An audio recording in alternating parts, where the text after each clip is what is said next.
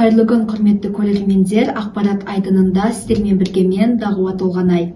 Бағдарламамызды бастамас бұрын қысқаша кіріспе жасайық, арнамыздан көз жазбаңыздар, қызықты мәліметтер мен маңызды жаңалықтарды тыңдай отырыңыздар.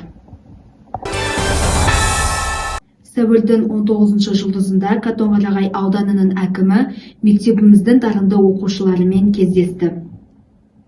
Мектебімізде мемлекет және қоғам қайраткері, ғалым, педагог Шамшидинова Күләш Ноғатайқызы келді.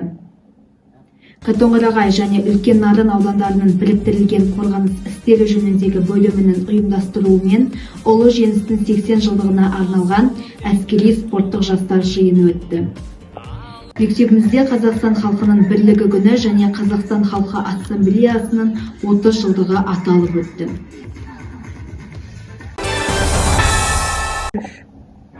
Қатонқарағай ауданының әкімі өңіріміздің мақтанышына айналған түрлі білім сайыстары мен шығармашылық байқауда жоғарғы нәтижеге қол жеткізген дарынды оқушылармен және олардың ата-аналарымен жүздесті.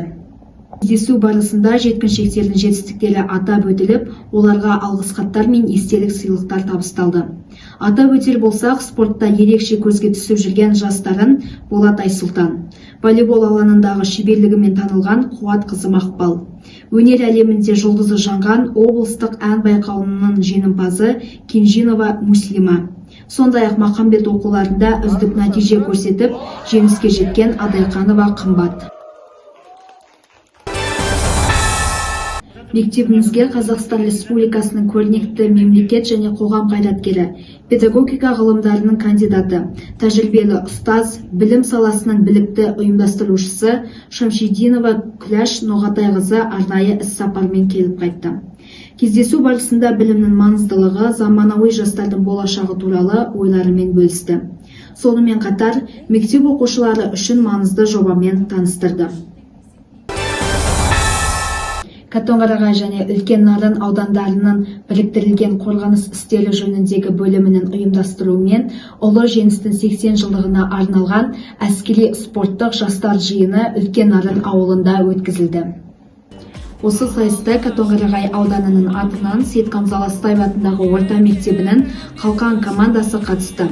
АК-74 қаруын шашып жинау 1-ші орын, белтемірге тартылудан 1-ші орын, саптық дайындық 1-ші орын, тарихи зерттеу жобасы 2-ші орын, пневматикалық қарудан ату 3-ші орынды иеленіп, жалпы командалық есепте 2-ші орында жеңіп алды.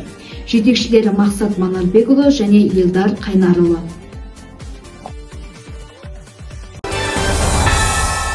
Мектебімізде 1 мамыр Қазақстан халқының бірлігі күніне орай, сондай-ақ Қазақстан халқы ассамблеясының 30 жылдығы аясында мерекелік іс-шара ұйымдастырылды. Бұл шара еліміздегі түрлі этнос өкілдерінің бірлігі мен ынтымағын, мәдени көптүрліліктің құндылығын насихаттауға бағытталды. Мереке барысында мектеп оқушылары әр ұлттың салт-дәстүрлерін, ұлттық киімдерін, музыкасы мен би өнерін сахналық қойылымдар арқылы паш етті.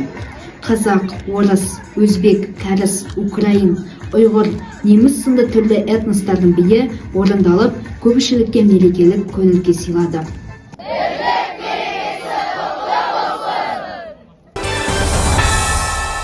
Бүгінге осы, құрметті ағайын, келесі аптада жүздескенше аман сау болыңыздар. Алдағы күндеріңіз жағымды жаңалықтарға, шаттық пен сәттілікке толы болсын.